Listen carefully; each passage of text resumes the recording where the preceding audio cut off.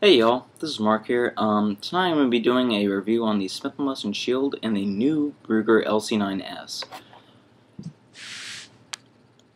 As you can see, I actually have both of these guns here with me tonight. And if you're anything like me, you're looking for a good, dependable weapon that will stop the bad guy. Personally for me, I'm about to get my CHL here in a couple months, and I've been looking up countless guns to see what's the best option, really. And I've come to the conclusion that a single stack 9mm is not only the most concealable, but it also has a good amount of stopping power. If you look at the plus P rounds for a 9mm, their specs, they're close-ish to your base 40 cal, which is my home defense weapon. And anyway, I'm going to be reviewing the Smith & Wesson Shield and the new Ruger LC9S. So to start off, we have the Smith & Wesson Shield right here, which I think is quite a fine handgun, actually. I haven't shot either of these actual pistols yet on the range.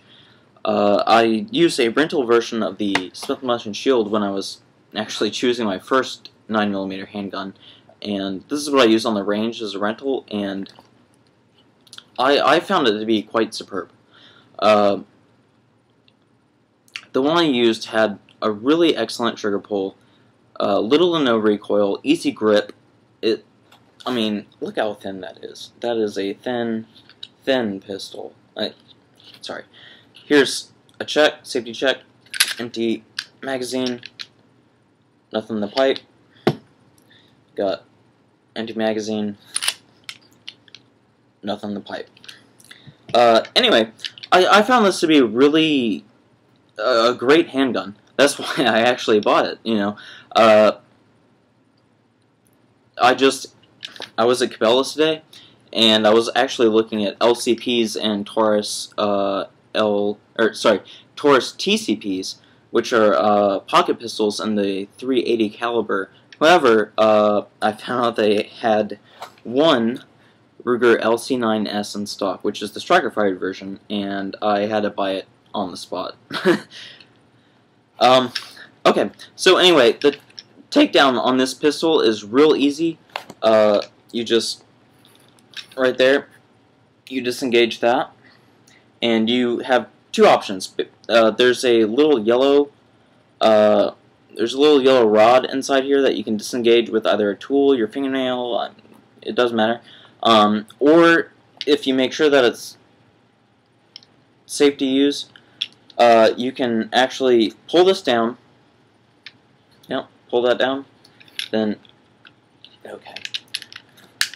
Disengage, and then pull trigger, and it comes apart.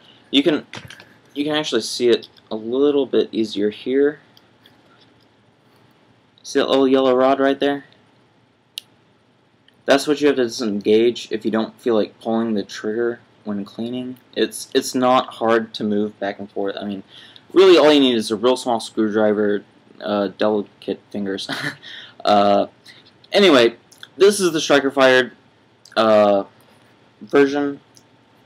When taking it down, I found it actually easier than the Ruger. Here we have the slide. So here we have the slide, we have the barrel, and we also have the spring. And we have a dual spring on this, which reduces the recoil significantly. We have the easy to remove barrel.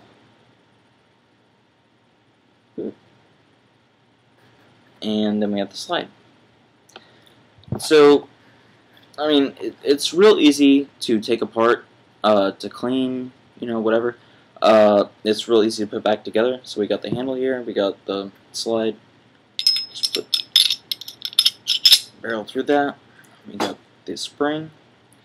For me, I found it a little bit hard to get it to go straight on. If you can see that, the barrel right here, the barrel ends right here, getting that to match up just perfect right there. I found that a little bit difficult. Not too bad. I mean, anyone can do it. If I can do it, you can do it. So with these types of pistols, I prefer to just hold the slide upside down. So you have the barrel, you know, just gravity pulling down on the barrel against the slide, and you have the spring. It's real nice and even. You don't want to get the slide, or I'm sorry, you don't want to get the spring off center or anything. It's going to cause you problems. Basically, you do this to reassemble the gun. And as you can see, I just pulled back, locked up the slide, and then from here, you just real easy. And since I pulled the trigger on this disassemble versus the pulling the little spring, or not spring, the little bar inside, I mean, you can do it either way. I just prefer to do it that way because I don't have to try to dig my fingers in there. Anyway, so this is the Smith & Wesson shield. This is the 7-round magazine that comes with it. The supposedly flush, which you can see here is just a teensy bit off on my particular model. See that little bit of shiny? But, you know, I have smallish to medium hands, and my hand fits this real well. Like, you can see there, my pinky just gets a little bit of grasp. If you have larger hands, it's not going to be quite as good. So that was an empty magazine. This one actually is full of my Federal Critical Defense. This is an 8-round magazine.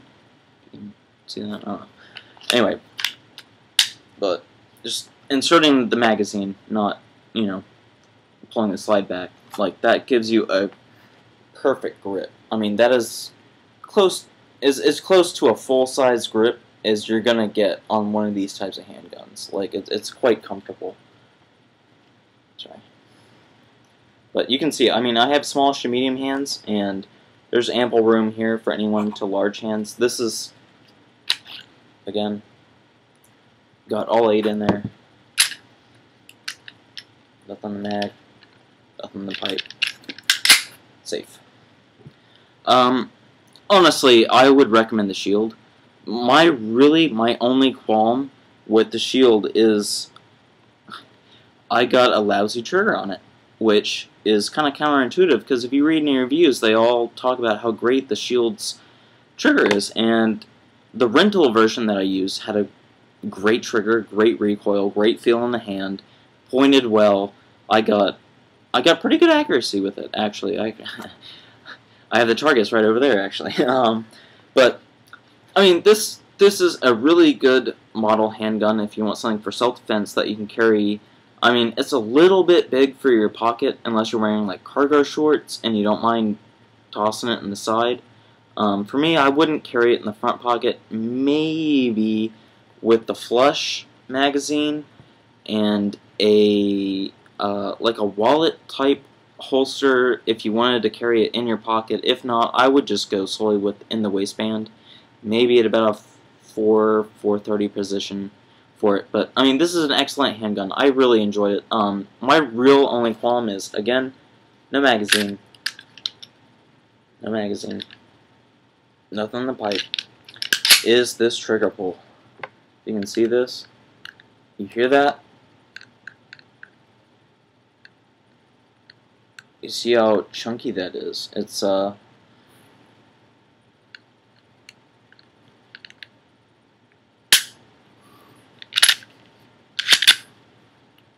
got a great reset point right there. So your follow-up shots are great, but for me, that initial chunkiness, I know that if I take it back to the store and maybe get them to smooth out the, you know, well, you can't see it. You know, where the actual striker is, I guess. Maybe it just needs a little bit of, you know, TLC. But for me, I found the Ruger to have a much better trigger. And this is the new, again, no magazine, nothing in the pipe. This is the new LC9S, which I just could not resist today because To me, I want a handgun that I can carry that I know that has stopping power, which the shield does amply, especially if you have plus P ammo. But to me, this is more a military style type pistol. It's just a little bit more squared off, a bit more like a Glock. I mean, don't get me wrong, it's a good looking gun, but I find the LC9, LC9S, LCP, it just has that classic James Bond style modern PPK look. To me, it's sexier. That's all I'm saying. But I don't know. I find this gun has a much, again, nothing. It has a much, much better trigger pull. It's smooth as silk. Oh, I'm sorry. I can't fire without a magazine. That's the big problem with the Ruger, is you have the magazine disconnect safety. So, we have that. You see how smooth that is? The only thing I can really compare it to is a car, CM9, CW9. I don't remember which one I tried, but it had a real glassy, buttery smooth trigger on it. And this gun, it has a long reset point, but that trigger is just smooth as silk. Especially in comparison with the shield that I got. I don't know if that's what most people experience with the shield, but for me, I found the trigger on this. I mean, honestly, the guy at Cabela's showed me this gun, and I got to, rack the slide, and then, said point it at a wall and try the trigger, and just trying the trigger once sold me on this gun because it is buttery smooth. I mean, it's just nice. It's a nice, it's a nice trigger draw. So basically, you have the flush round style, which the Ruger unfortunately only comes with one magazine, and it has the base plate, which you can either install. You can either keep the regular one like this with the pinky extension, or you can just do the flush base plate with it. As you can see, these are loaded, so I'm not gonna rack the slide, but I mean, both guns very easy to put the magazine in, and not hard at all to manipulate the slide. I personally find the Ruger a little bit easier to rack the slide, but the shield, no real difficulty at all. But with this gun, as you can see, with that pinky extension, you can really get a good grip on it. I found as well, with just the flush base plate, if I needed to, I can really purchase 2 fingers on there pretty well, as you can see, on just the handle. And then, if you have the flush base plate, I found it just kind of get it halfway there and just get a good grip on her. And I don't think that's going to move a whole lot in recoil. Like I said, I haven't shot either of these yet.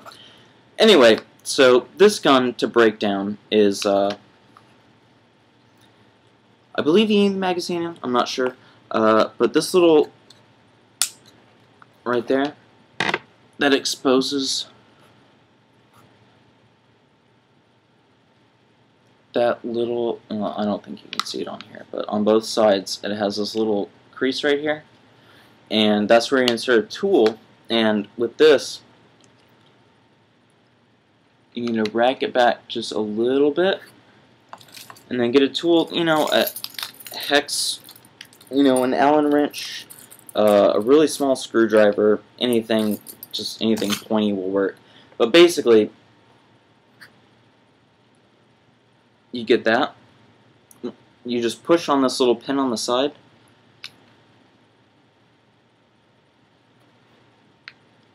and then the gun just comes apart, much like the shield. As you can tell, this is the handle.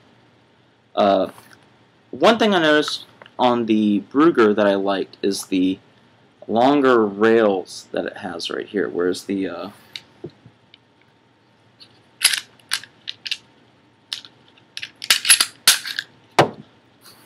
Smith & Wesson has just these little chunks right there, right there, right there, and right there.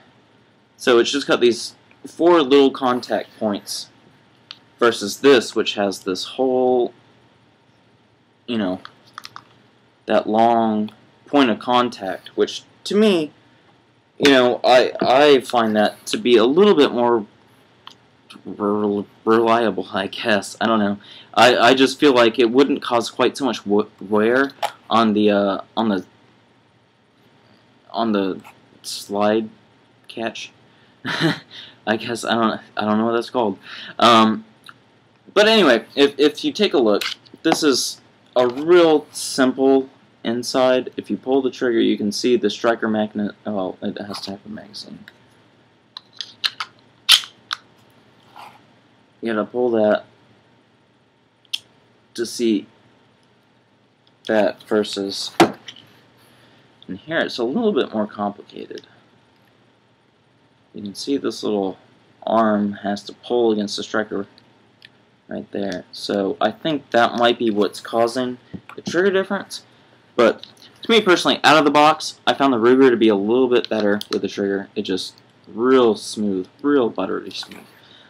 Anyway, so you take her apart. You got the handle, you got the slide, and much like the Smith & Wesson, you actually have this dual spring. I mean, if you can see this, they look real close. I mean, basically the same. And then you also have the barrel and the slide. And to me, I just personally breaking it down, I saw that, you probably can't see it on the video, but I felt like this spring actually kind of right in there, if you can see, right in there, it has a little bit more contact than the Smith & Wesson Shield, if you can see that. I know it doesn't look like a whole lot to you, but that versus this, I'm sorry, this is the Shield right here.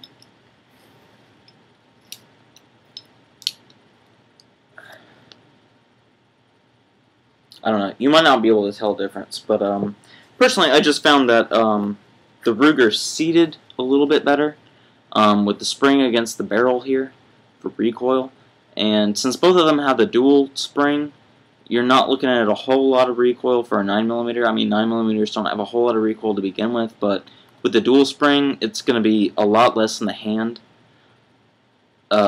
Recoil speaking, it's not going to be quite as bad. To reassemble, you just do it upside down, and then personally for me, since I don't like to put my